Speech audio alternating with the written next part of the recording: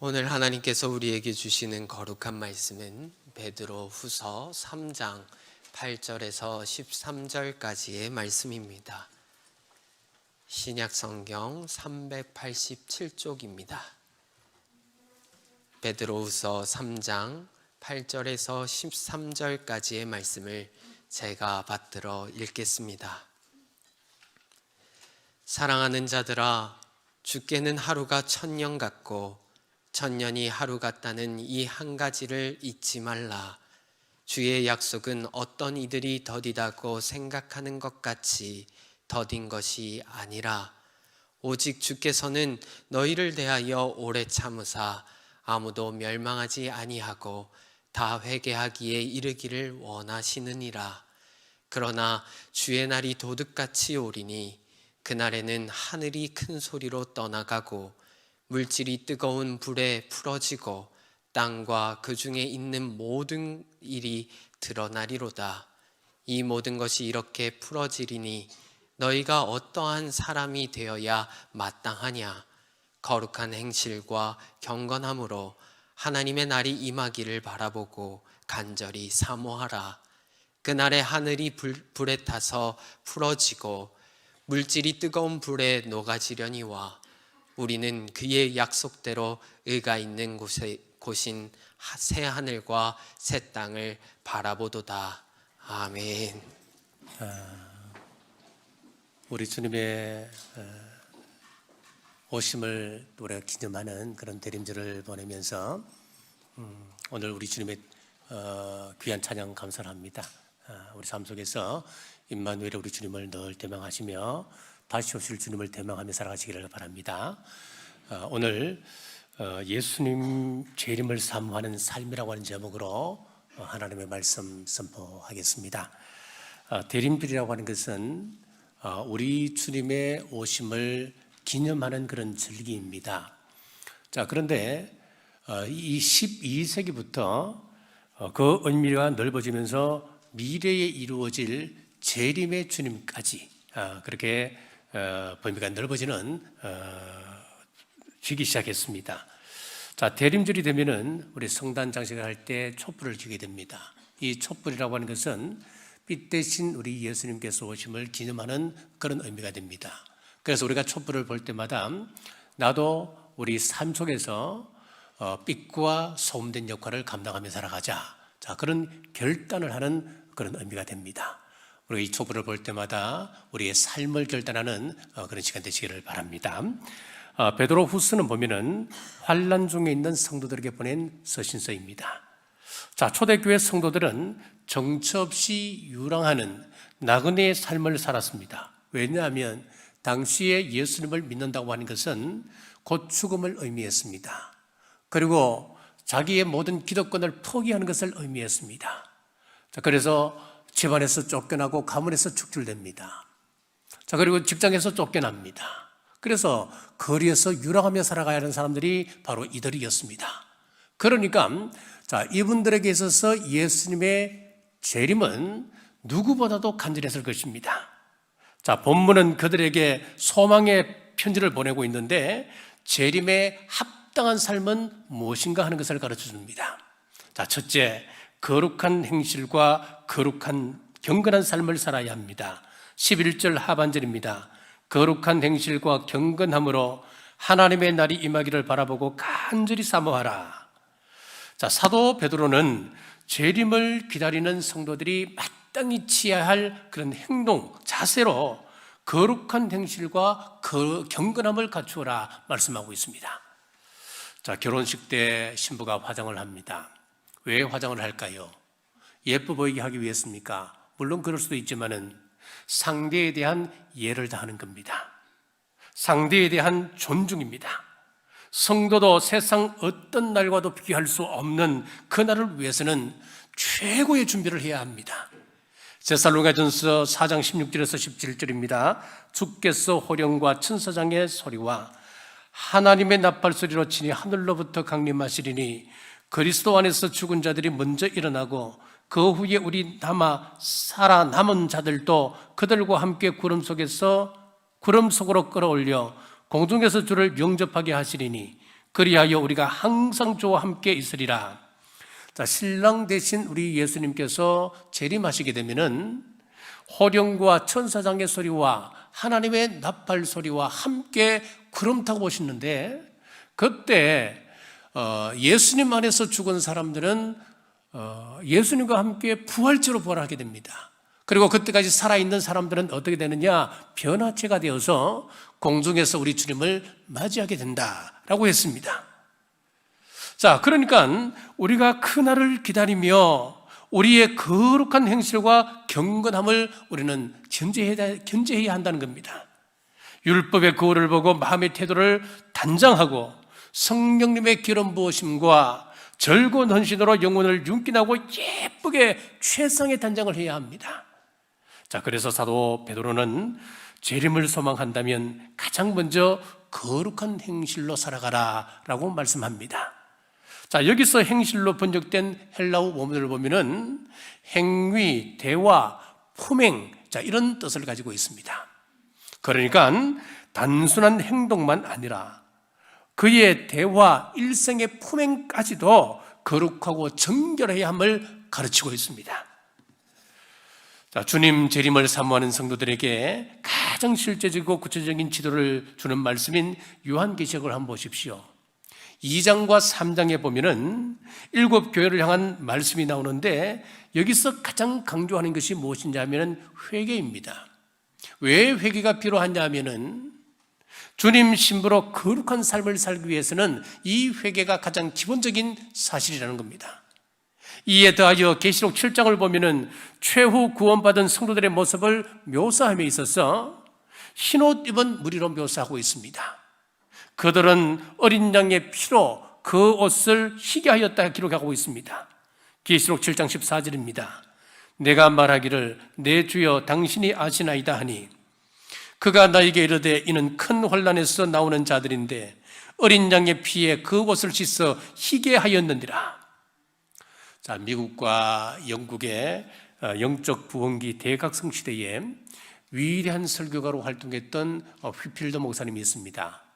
자, 이분은 성화적 거룩함이 천국에 이르는 사닥다리다라고 했습니다. 자, 이분이 이야기했던 글을 한번 제가 소개하겠습니다. 성화는 영광으로 올라가는 사닥다리와 같다. 그 사닥다리 한 계단 한 계단에서 인간의 자아는 죽어야 한다. 그렇지 않으면 인간은 그 사닥다리의 꼭대기에 도달할 수 없다. 오스왈드 챔버스도 같은 의도로 거룩을 강조했습니다. 성도의 궁극적인 목표는 행복이나 건강이 아니라 거룩해지는 것이라 그랬습니다. 자, 무슨 이야기입니까? 우리가 잘 먹고 잘 사는 것, 그게 우리의 목표가 아닙니다. 내 행복하게 사는 것, 내 자식을 바라보고 자식이 잘 되는 것, 박수치며 살아가는 것, 그게 다가 아니라는 거예요.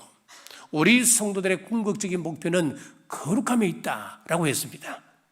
세상에 속한 사람들은 거룩을 무시하고 살아갑니다. 악한 일을 아무렇지도 않게 저지르고 살아갑니다. 하지만 성도들은 결코 그와 같이 행해서는 안 됩니다. 오직 믿음으로 굳게 서서 거룩함을 지키며 정결한 삶을 살아가야 합니다. 그리고 경건하게 살아라 그랬습니다. 여기서 이 경건이라고 하는 것은 내적인 태도로 하나님을 존중히 여기고 하나님을 두려워하는 것을 말합니다. 왜 세상 사람들이 죄를 짓고 살아갈까요? 하나님을 두려워하지 않기 때문에 그렇습니다. 하나님을 두려워하지 않기 때문에 함부로 말하고 함부로 행동하고 살아가는 것입니다. 죄 짓고 죄를 dom하고 살아갑니다. 하나님 두려우면 결코 그렇게 죄를 가까이 할 수가 없습니다. 자, 성경에서 강조하고 있는 것은 하나님을 경외하는 것이 모든 것의 근본임을 가르치고 있습니다. 시편 111편 10절 말씀입니다. 여호와를 경외함이 지혜의 근본이라 그의 계명을 지키는 자는 다 훌륭한 지각을 가진 자이니 여호와를 찬양함이 영원히 계속되리로다. 하나님을 경외하는 것이 지혜의 근본이라 그랬습니다. 그런데 우리는 이 지혜를 얻기 위하여서 다른 것에 투자를 합니다. 또 공부를 하고 유학을 하고 또 다른 잡다한 것들을 우리가 돈을 주면서까지 그것을 습득하기 위해서 배우기도 합니다. 그러나 성경은 그렇게 말씀하지 않습니다. 하나님을 경외하는 것이 지혜의 근본이라 말씀하고 있습니다. 이사야 33장 6절입니다. 내 시대에 평안함이 있으며 구원과 지혜와 지식이 풍성할 것이니 여호와를 경외함이 내 보배니라. 보배가 뭐라는 겁니까? 여호와를 경외하는 것이 보배라는 것입니다. 반대로 예레미야 2장 19절을 보십시오. 내 악이 너를 징계하겠고 내 반역이 너를 책망할 것이라. 그런즉 내 하나님 여호와를 버림과 내 속에 나를 경외함이 없는 것이 악이요 고통인 줄 알라. 주 만군의 여호와의 말씀이니라. 하나님을 경외함이 없는 것, 하나님을 경외하지 않는 그 자체가 죄악이고 그것이 바로 고통이다, 그렇게 말씀하고 있습니다. 성도 여러분, 하나님을 경외하는 신앙을 간직하십시오. 그 신앙이 우리를 진리의 터 위로 인도합니다. 하나님을 경외해야만 악을 멀리할 수 있고 하나님을 경외하는 이들이 하나님 보시기에 보배로운 존재가 될 수 있는 것입니다. 최근 큰 화제거리로 뉴스에 오르는 사건이 하나 있었습니다. 충남 홍성 지역의 어느 한 중학교에서 남학생이 선생님이 수업 시간에 교단 위에 올라가서 이 핸드폰으로 선생님의 모습을 찍는 듯한 그런 영상이 올라왔습니다. 이는 교사에게도 크나큰 고통이지만은 궁극적으로는 그 학생들에게 비극입니다. 선생님을 두려워하지 않고 선생님을 존경하지 않는 아이들이 어떻게 배울 수 있겠습니까? 어떻게 수업을 받을 수 있겠습니까? 우리 신앙도 마찬가지입니다. 하나님을 두려워하는 것이 신앙의 기본입니다. 하나님을 경외하는 신앙이 없는 자들은 하나님 앞에 설 수 없음을 믿으시고 거룩함과 경건한 삶 살아가는 여러분 되시길 주님의 이름으로 축복합니다. 자, 둘째는 종말이 있음을 분명히 알고 살아가야 합니다. 12절입니다. 그날에 하늘이 불에 타서 풀어지고 물질이 뜨거운 불에 녹아지려니와. 여기서 보면 두 가지 심판을 이야기하고 있습니다. 먼저 하늘입니다. 하늘의 별과 해와 달이 불에 타서 없어진다는 겁니다. 그리고 물질에 대한 심판입니다. 우리 이 땅의 물과 불과 흙, 공기 이런 모든 물질계가 다 심판의 불에 타게 된다는 겁니다. 이에 더하여서 악인들을 영원한 지옥불이 타는 것으로 심판합니다. 요한계시록 19장 20절에서 21절입니다. 짐승이 잡히고 그 앞에서 표적을 행하던 거짓 선지자도 함께 잡혔으니 이는 짐승의 표를 받고 그의 우상에게 경배하던 자들을 표적으로 미혹하던 자라. 이 둘이 산채로 유황불 붙는 못에 던져지고 그 나머지는 말탄 자의 입으로부터 나오는 금의 죽음에 모든 새가 그들의 살로 배불리더라.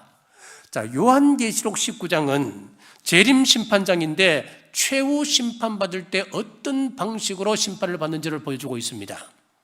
적그리스도와 거짓 선지자는 불못에 던져지는 적별 심판을 받게 됩니다.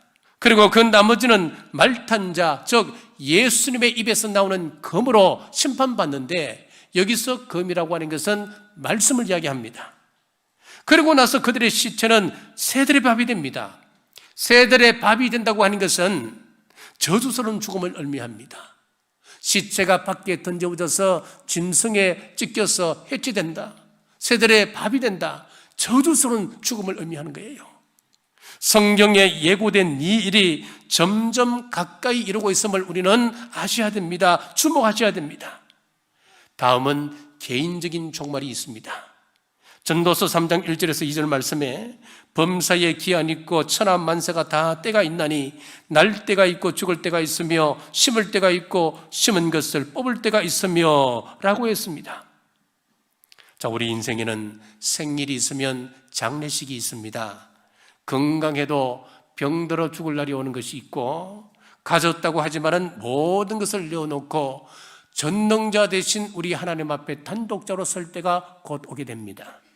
비행기를 타보면 20분 전이 되면 기내 방송이 나오게 됩니다. 자, 여행하는 도중에 비행기에서 사람들이 도착할 때까지 어떻게 합니까? 어떤 사람은 잠을 자기도 하고, 또 어떤 사람은 윗옷을 벗어놓기도 하고, 어떤 사람은 자기 주위에 짐을 다 내려놓기도 합니다.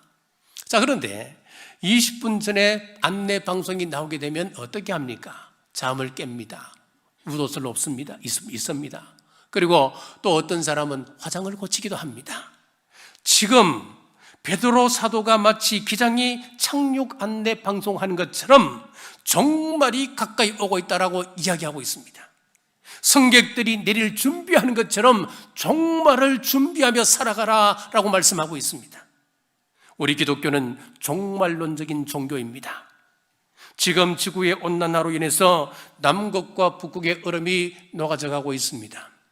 알프스 산맥의 빙하도 2100년이 되면은 80% 이상이 사라질 것이라고 이야기합니다. 먼 나라 볼 것도 없습니다. 가까이 있는 우리나라를 보십시오. 전라도 완도에는 지금 지한급수를 하고 있습니다.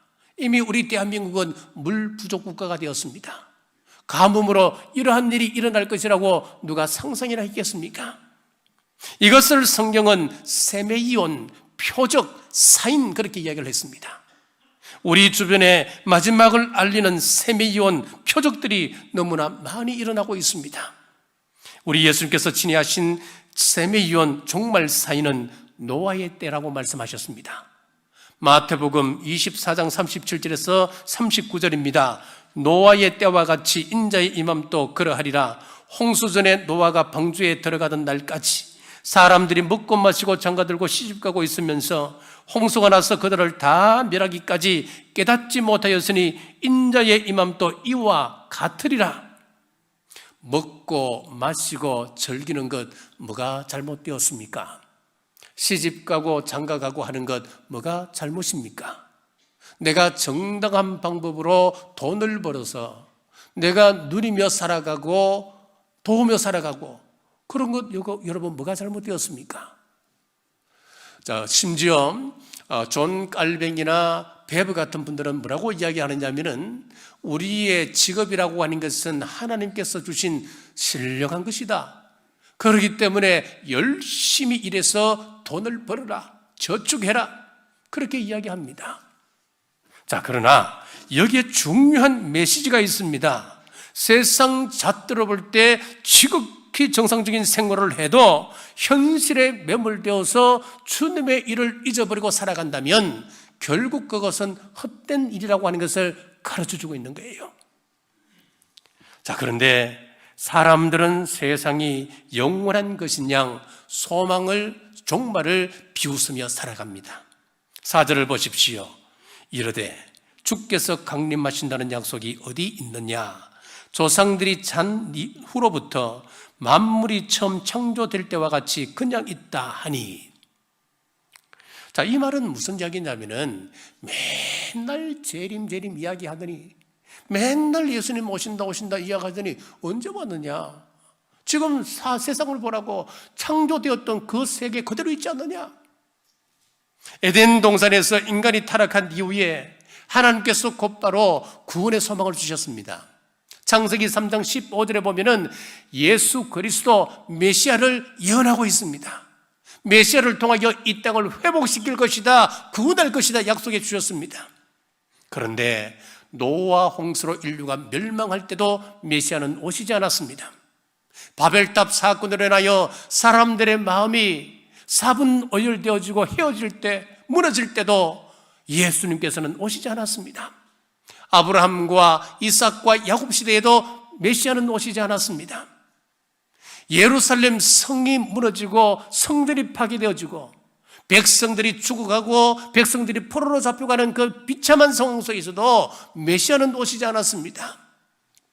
그래서 말라기 선지자 이후 400년이 되었을 때에 백성들은 뭐라고 생각했냐면은 성경에서 이야기하고 있는 이 메시아라고 하는 것은 실제로 오는 것이 아니고 상징적인 것이었구나. 사람들이 그렇게 해석하고 이해하기 시작했습니다. 바로 그때 성경은 뭐라고 기록하고 있습니까? 갈라디아 4장 4절 때가 참에 하나님이 그 아들을 보내사 여자에게서 나게 하시고, 때가 참에 하늘 문을 열고 예수님께서 2000년 전에 이 땅에 오셨습니다. 이제 예수님의 재림 얘기도 마찬가지입니다. 사도행전 1장 11절에 보시면은 이르되 갈릴리 사람들아 어찌하여 서서 하늘을 쳐다보느냐, 너희 가운데서 하늘로 올리우신 이 예수는 하늘로 가심을 본 그대로 오시리라. 지난 2000년 역사 속에서도 수많은 사람들이 예수님의 재림을 이야기했습니다. 100년이 될 때마다 예수님께서 재림하신다. 1000년이 될 때마다 이번에는 진짜 오신다. 메시아에 관한 이야기들이, 기록들이 쏟아져 나왔지만은 오시지 않았습니다. 하여 예수님의 초림 때와 같이 예수님의 재림을 상징적으로 보는 사람들이 늘어나기 시작했습니다. 바로 이 순간에 예수님께서 찾아오실 것이라고 성경은 기록하고 있습니다. 데살로니가전서 5장 2절에서 3절입니다. 주의 날이 밤에 도둑같이 이럴 줄을 너희 자신이 자세히 알기 때문이라. 그들이 평안하다 안전하다 할 그때에 임신한 여자에게 해산의 고통이 이런 같이 멸망이 갑자기 그들에게 이르리니 결코 피하지 못하리라. 도둑이 우리에게 예고하고 찾아옵니까? 예고하고 찾아온다면 도둑 맞을 사람 누가 있습니까? 호련히 갑자기 도둑이 닥치는 것과 같습니다. 우리 예수님께서 우리 가운데 오실 때도 이와 같다는 겁니다. 호련히 우리 가운데 오신다는 겁니다. 그렇습니다. 역사의 종말은 반드시 있습니다. 이 사실을 분명히 믿고 살아가는 우리 남북의 모든 성도들 되시길 주님의 이름으로 축복합니다. 자, 셋째는 천국을 사모하고 살아야 합니다. 13절입니다. 우리는 그의 약속대로 의가 있는 곳인 새 하늘과 새 땅을 바라보도다. 자, 우리 성도와 믿지 않는 불신자의 가장 큰 차이가 무엇인 줄 아십니까? 천국을 믿느냐 믿지 않느냐 여기에 있습니다. 불신자들의 관심은 세상이지 천국에는 관심이 없습니다. 그들은 천국을 믿지도 않고 생각하지도 않습니다. 하지만 우리는 이 세상에서 나그네 삶을 살아간다. 이 세상은 우리의 고향이 아니다. 우리는 장차 고향으로 돌아가는데 그 고향이 바로 천국이다. 우리가 영원히 거처가 되는 곳이다. 그거 믿고 살아가는 사람들이 저와 여러분들입니다. 오늘 본문 중에 바라보다 라고 번역된 헬라어 뜻은 기대하다, 기다리다, 대망하다 그런 뜻을 가지고 있습니다. 그러므로 새 하늘과 새 땅을 기대하고 기다리고 대망하는 사람들이 그리스도인 것입니다. 나그네가 가장 원하는 것은 집으로 돌아가는 것 아니겠습니까? 한 달 동안 집을 떠나가 있으면 집이 그리워지는 거예요. 집으로 빨리 가고 싶지 않겠습니까? 여행을 한 달만 다녀보십시오. 외국에 나가보십시오. 집으로 빨리 돌아가고 싶은 마음밖에 없습니다. 성도들 역시도 고향인 천국을 사모해야 됩니다. 성도에게 천국은 세상에서 얻는 그 어떤 것과도 비교할 수 없는 축복된 곳입니다. 우리 예수님께서 이 땅에 계실 때 시종일관 전하셨던 메시지의 주 내용이 무엇이었습니까? 천국이었습니다. 마태복음 4장 17절입니다. 이때부터 예수께서 비로소 전파하여 이르시되 회개하라 천국이 가까이 왔느니라 하시더라. 우리 예수님께서 공생애를 시작하면서 가장 먼저 하셨던 말씀이 무엇이었나? 회개하라 천국이 가까웠느니라, 이 말씀이었습니다. 천국이었습니다. 마태복음 4장 23절입니다. 예수께서 온 갈릴리에 두루 다니사 그들의 회당에서 가르치시며 천국 복음을 전파하시며 백성 중에 모든 병과 모든 약한 것을 고치시니, 예수님께서 공생의 사역 3년 동안 하셨던 일이 무엇이었습니까? 천국 복음을 전하는 것이었습니다. 바로 이러한 우리 예수님의 천국 선포는 복음서 내내 강조되었습니다. 또한 자신을 대신하여 사역을 감당해야 될 제자들에게도 천국을 전하라고 말씀하셨습니다. 마태복음 10장 7절입니다. 가면서 전파하여 말하되 천국이 가까이 왔다 하고, 우리 예수님께서 처음 분부하신, 처음 말씀하신 그 말씀이 천국이었고, 공생의 생애 가운데 3년 동안 천국을 선포하셨고, 또 제자들에게도 가르치라 말씀하셨으며 예수님께서 성천하실 때도 천국이 가까이 왔다. 내가 하늘로 가심을 그보다 그대로 너희들이 보게 될 것이다. 천국을 말씀하셨습니다. 그러므로 주의 백성인 우리는 마땅히 주님 선포하신 천국을 바라보며 천국을 소망하며 살아야 합니다. 성도 여러분, 천국을 소망하는 삶, 천국 신앙으로 늘 충만하시길 주님의 이름으로 축복합니다. 우리 지나간 역사를 돌이켜보면은 종말 의식이 예민했던 시대는 언제나 진실하고 성실하고 깨끗한 시대였습니다. 믿음이 살아있는 시대였습니다. 그러나 종말 의식이 흐릿했던 시대에는 사람들이 어땠냐면은 병든 시대를 샀습니다. 타락한 시대였습니다. 하나님을 떠난 시대였습니다. 종말 의식이 희미해지는 이 시대에 어쩌면 오늘일지도라고 하는 시가 있어서 소개하겠습니다. 평생에 3번 온다는 행운이 오는 날 어쩌면 오늘일지도. 내게도 첫사랑은 시작되겠지 어쩌면 오늘일지도. 훗날 후회하지 않으려면 무언가 시작해야 하는 날 어쩌면 오늘일지도. 열매를 거두기 위해 나무를 심어야 하는 날 어쩌면 오늘일지도. 보고 싶은 반가운 친구가 찾아오는 날 어쩌면 오늘일지도. 맺힌 것을 풀어야 하는 날 어쩌면 오늘일지도. 우리 주님 오시는 날 어쩌면 오늘일지도. 내 인생의 마지막 날 어쩌면 오늘일지도. 그렇습니다. 주님 오실 날이 어쩌면 오늘일 수 있다고 하는 생각, 내가 생을 다하는 날이 어쩌면 오늘일 수도 있다고 하는 그 생각을 가지고 오늘 말씀대로 심판이 있음을 알고 거룩하고 정결한 삶, 경건한 삶, 천국을 소망하는 삶 살기로 결단하는 우리 대림절 기간 되시길 주님의 이름으로 축복합니다. 기도하겠습니다. 2022년 대림절 첫째 주일을 보내며 우리의 삶을 돌아보게 하심을 감사합니다. 만물의 마지막이 가까워 오고 있는 이때 예민한 영성을 우리에게 주옵소서. 무뎌진 영성을 갈아엎어 주셔서 우리 주님 호련히 하늘에서 천군 천사들의 나팔 소리와 함께 나와 맞으라 외치실 때에 주님을 맞이할 수 있는 복된 교회, 복된 성도들 되게 하여 주옵소서. 거룩한 삶, 경건한 삶, 종말이 있음을 아는 삶, 본향을 바라보는 삶 살아갈 수 있도록 인도하여 주옵소서. 다시 오실 예수님 이름으로 간절히 기도드리옵나이다. 아멘.